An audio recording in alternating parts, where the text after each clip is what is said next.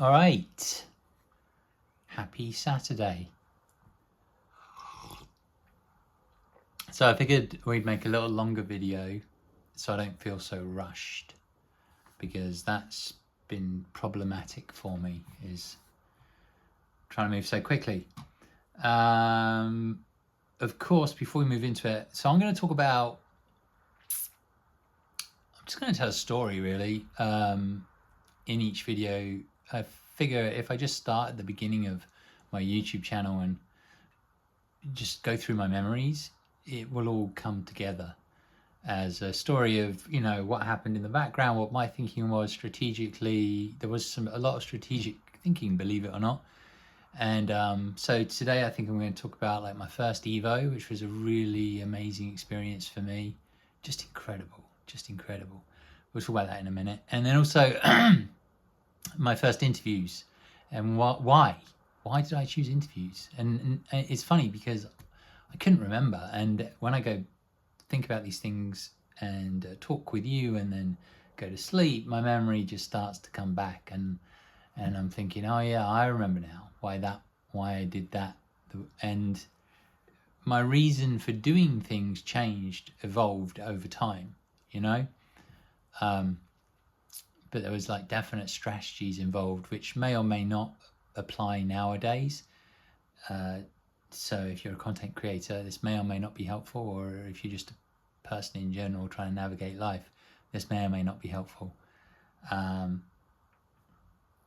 This channel is going to have FGC stuff on it. It is potentially, well, going to have life stuff on it, midlife stuff on it. As I've said before, I don't know if it's all just going to get mixed together, or if I decide to try and put some videos in a different place. I haven't really decided yet. I'm just, you know, in that process of doing rather than sitting around and just thinking, you know, in circles. And as far as the doing goes, quick update, because this, you know, my recent return to YouTube is about accountability, right? So I've made promises to you. You are helping keep me accountable. And I said today I would go for a run, and I went for a run, and I didn't want to go for a run at all. Really didn't want to go, but you know, discipline, I suppose. You know, it's one of those things that's been lacking from my life for a fair while, and I just got on and eventually did it. It did take a while to get around to the mood. I wouldn't even say it was a mood. I got getting around to just doing it. I got a little distracted. There's no doubt about that. There have been some relapses in terms of procrastination, but it is what it is. Thanks for the donations. I keep meaning to actually list the people who have donated, which I will quickly do now.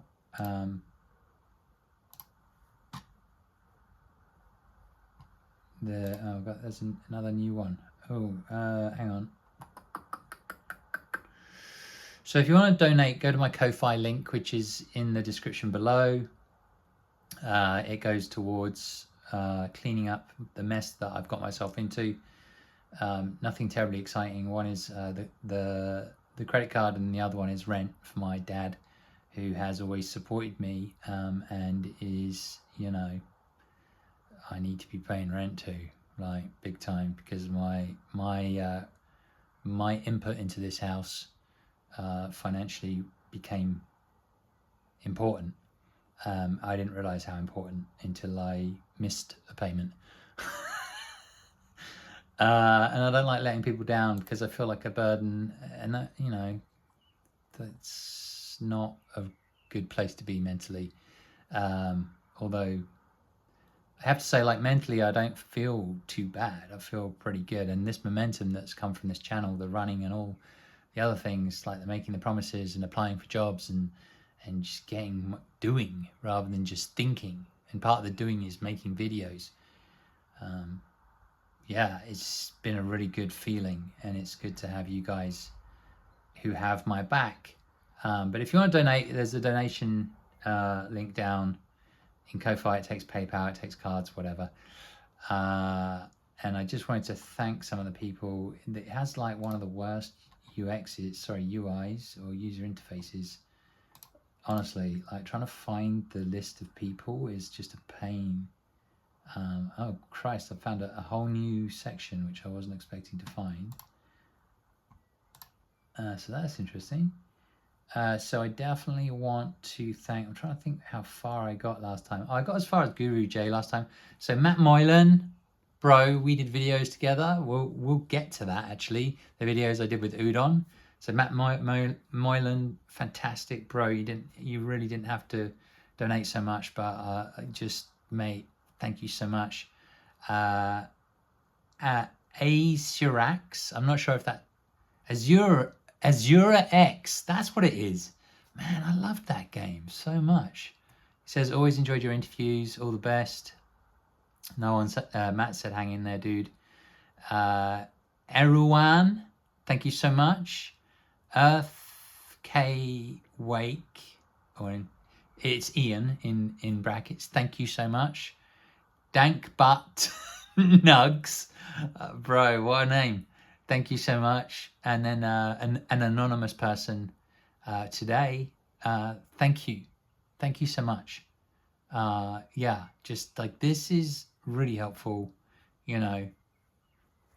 Just I'm trying to get there, right? Trying to get there, stand on my own 2 feet again, and this is just super helpful. So yeah, thank you.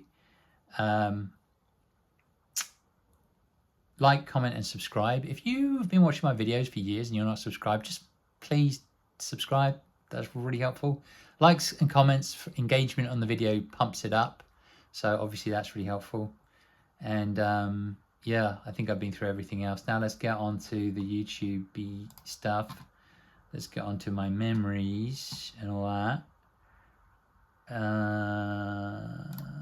So if we go to YouTube and then just literally just go from oldest to newest, because it goes back like 13 years. I had YouTube channels before this, which I tried to make happen, tried to make work. I think I mentioned that in the previous video. But it wasn't until like I really discovered the FGC that things started to come together.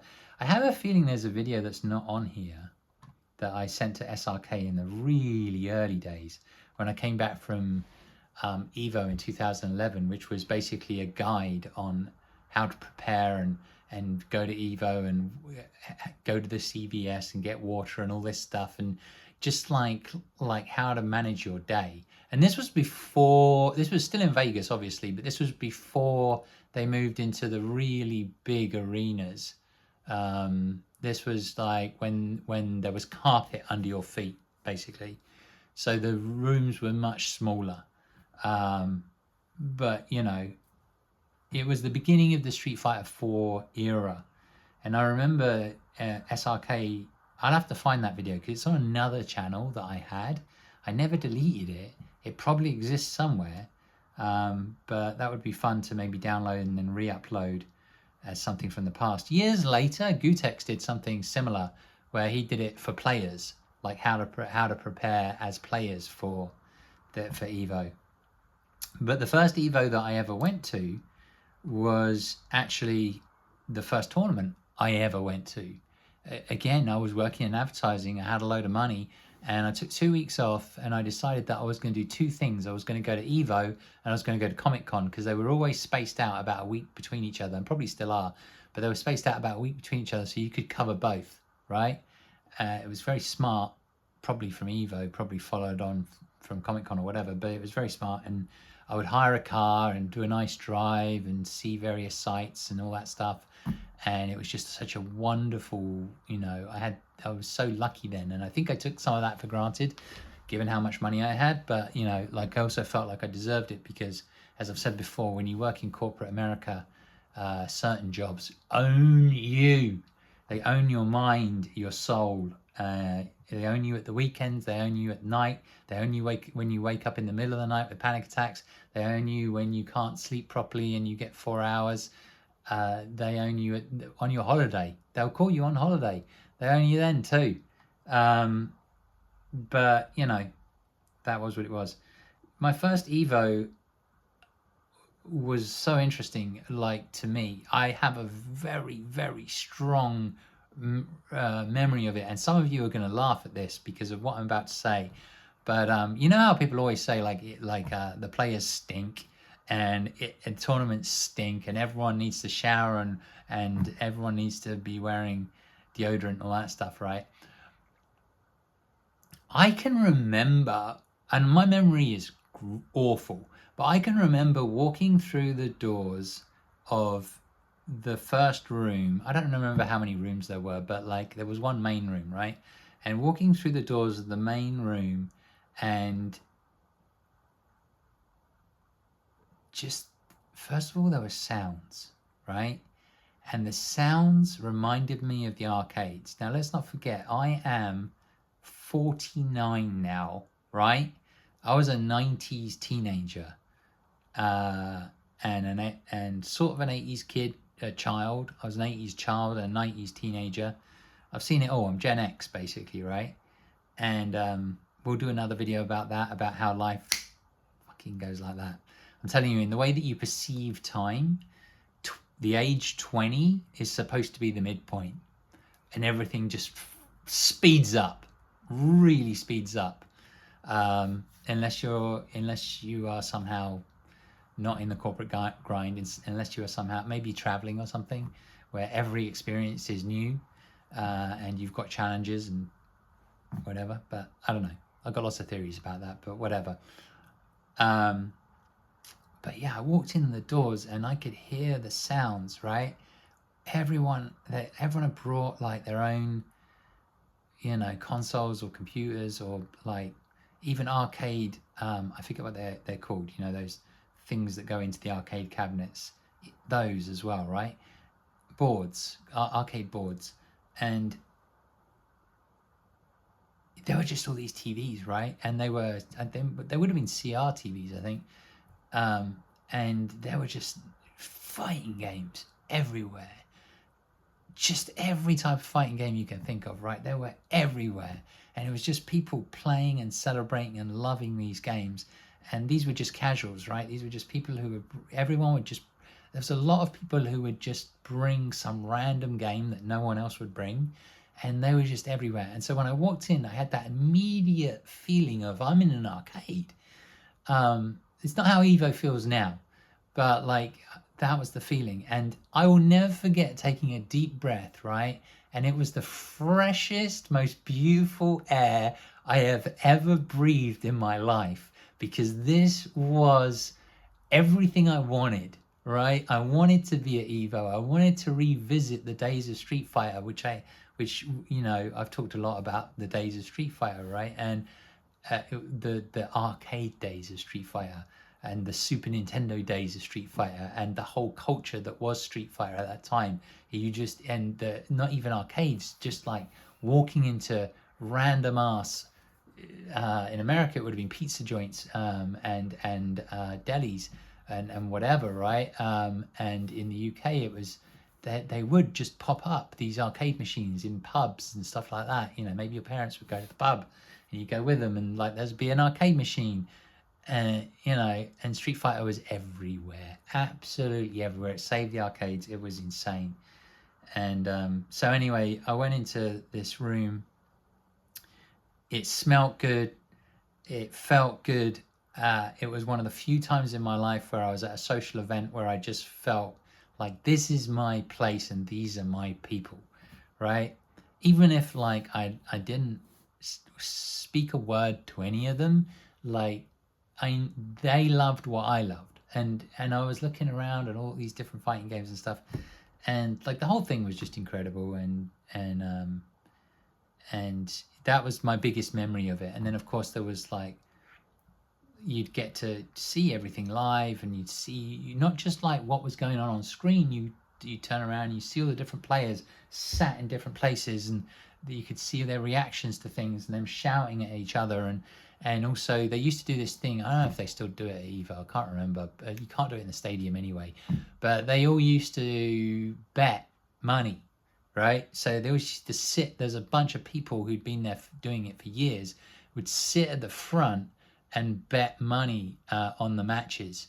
And so it was a little bit like being at the horse racing or something, or the dog, the dog racing.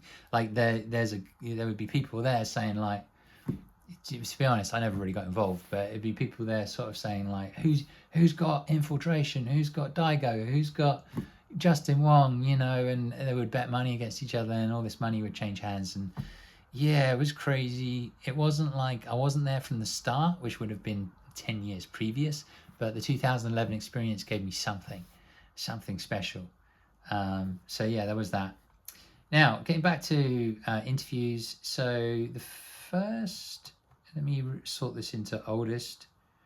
The first, so I started off reviewing fight sticks and stuff, and there was a point where I was going to try and buy one of the gold fight sticks, because they gave gold fight sticks to the top eight,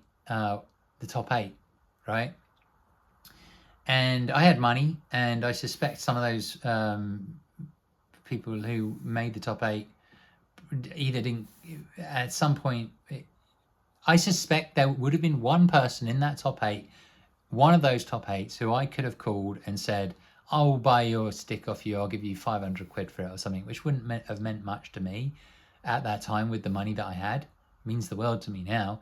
But at that time, when I was up in life, because we talked a lot about being up in life and down in life, that would have not meant much to me. I would have been able to sell that stick for £1,000 probably to the right people, because I knew all the collectors. But I also would have kept it for a while as part of my collection. But I never got around to that, because what happened was things moved pretty quickly. I went to my first EVO. I met G.O.A.T, actually. He was the first person I met. And in those days, I should probably put a caveat. We probably should have put a caveat at the beginning of the video to say that everything I talk about, I've been out of the loop for the last, I want to say 5 years, like not really paying much attention to Street Fighter or the ins and outs, or who's popular, who's not popular, who's been cancelled, who hasn't been cancelled, who's been come back into the scene, who's been chucked out of the scene, who's been banned, who hasn't been banned, who's passed away. Like seriously, like if I make a mistake along the way, I guess you can cancel me, that's fine. It doesn't mean that much to me these days whether I'm cancelled or not, but there will be times when I talk about people in the past and my experiences in the past, and it has nothing to do with me giving anyone a platform or anything like that. It just is what it is, right? Things happened in my life, and this is what happened.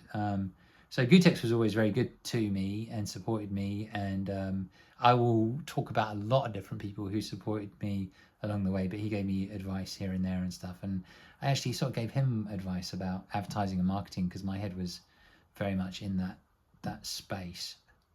But I think I talked in my last video about the fact that there was lots of different things that I used to record, including off-stream matches, statues, stuff from San Diego Comic-Con, latest releases and stuff, and then also there was my first interviews, right? And they were with Dominion and with G.O.A.T. Now, why did I pivot into interviews? Why do interviews, right? So I didn't have a following. I didn't have like a decent following. I did have a reasonable following from the collectors.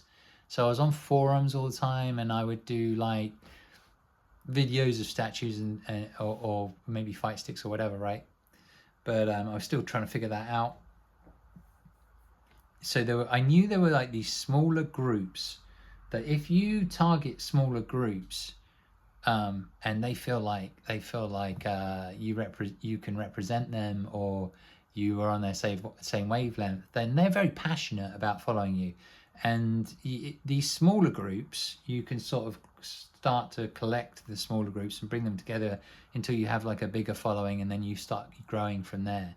But the early days of creating a channel are really dangerous. Well, I use the word danger, but basically things have changed a lot now, because YouTube has gotten rid of the down thumbs, which by the way used to just mess up some of your videos, because you'd release a video and sometimes, like, I used to have like an ex-girlfriend who would come on under an alias and just downvote my videos and write horrible comments, And people follow a little bit like sheep. So they will follow, they will watch the video, and then they will go down into the comments and just read the comments before they make a comment. And depending on the type of person they are, if they're somebody who has their own strong-willed point of view, then they'll ignore everyone else. But there's a lot of people who like to follow the trend of whatever it is. So if people are downvoting it, they will also downvote it. So I actually had about 10 different 10 to 20 of my own secret alternative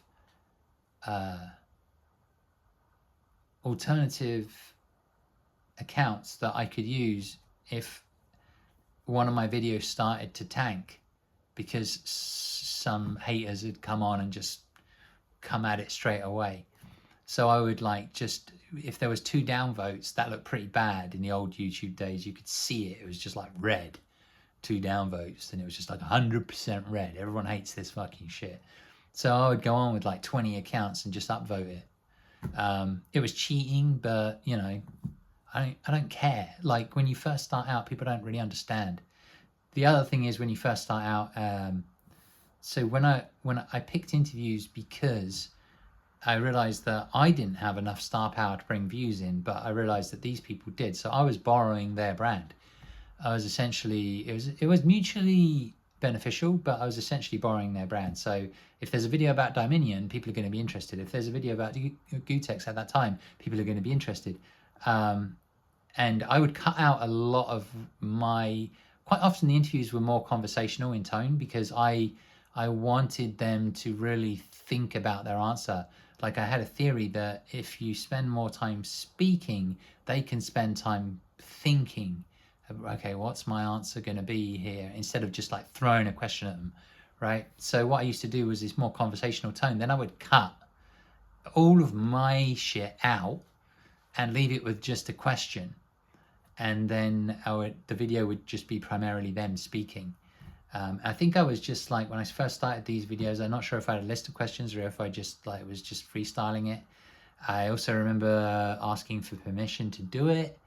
I was scared, you know, I felt the fear, but I did it anyway, mainly because at that time I had been dumped by this girl that I was really in love with, and I just, you know, had a lot of emotions running around in my head, and one of those things was, well, I'm going to go and do this because this is going to make me feel good, and I want to see what happens, because life is short and, you know, you just don't know.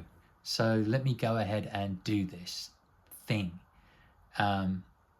So there's the borrowing of somebody's brand and their star power in order to bring in viewers, and that was what was happening initially. People hate on interviewers all the time if they don't know who they are. So I try to keep me in there, but not in there, sort of like try to keep me down to a minimum. And I learned along the way when I was doing badly and when I was doing well. What happens is as you go along, people start to become more interested in you and start to appreciate you. And then eventually, like, it's almost like half the people who are following you are there for you, which is really a fantastic place to get to. But I didn't know that was how it was going to go. I was just like basically thinking, how do I get views on my YouTube channel? How do I get noticed? How do I get subscribers and all that stuff? And there was more to it, and I will certainly cover that as we go along. I remember that I also did an interview with G.O.A.T about marketing and about advertising, because I was all about marketing and advertising, and he was all about entrepreneurship and you know, he had cross counter and all that stuff. So there was a crossover there between somebody who was working in a professional environment, a corporate environment, and somebody who was working in a sort of grassroots entrepreneur environment. And we tried to make something, and it didn't really work. I didn't think it worked. So that was one of the first interviews that I never really aired. And there was only ever really about 3 interviews that I never really aired. And one of them's a really interesting story, because the first interview with Knuckle I never actually aired. And then later on there was one where I had a guy who was really confident that he would be able to translate Japanese, and he didn't do a great job. And it was weird because he sort of wasn't that self-aware. You know, I have nothing against, I was so pleased. I'm always so happy for people to translate, but this happened much later on, like 10 years later, where I just felt the interview was a huge waste of time. But I managed to get sections of it and turn it into a smaller interview, luckily. But I can't even remember the name of the player, but it was a really famous Street Fighter 3 player. We did a big long interview, and every time he would talk and talk and talk and talk and talk, and then the guy would just sort of go, he says yes, and I'd be like, okay, did he say anything else or what? But yeah, anyway. So the interviews kind of started basically more from a selfish perspective to try and get my channel up and running, which probably at the time I probably had a plan for, but I needed to get subscribers and I needed to borrow the star power. Now let's see where we are, because I didn't put the timer on and I'm not sure, but I'm sure this has been a long video so far. 26 minutes. So if I put the timer on, maybe we could go like 4 more minutes or something like that. Let's see. Sorry. All of these videos are going to be like this, just me,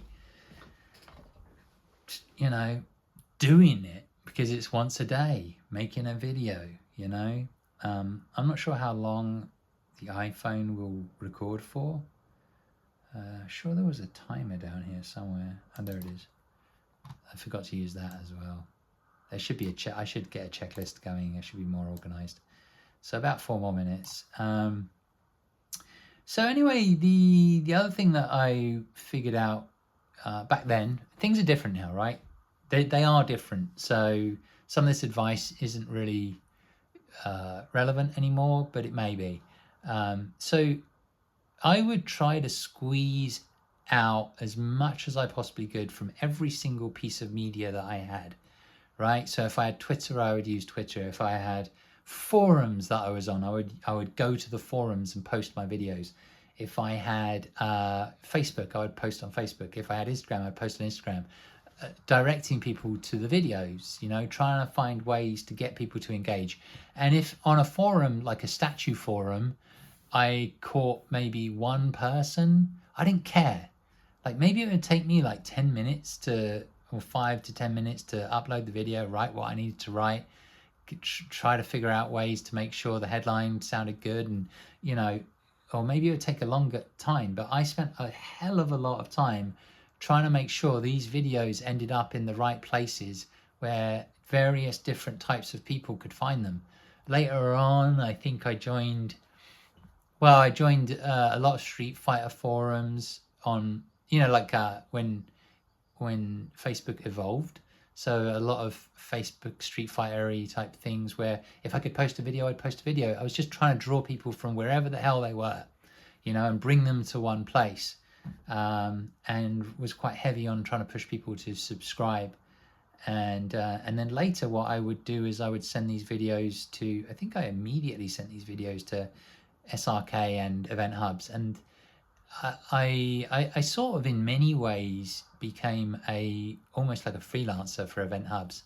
It was a mutually beneficial relationship that grew as the years went by, particularly when Velociraptor and me became closer as people, as friends. Well, I'd like to call him my friend for sure. But you know, when he started working there and I started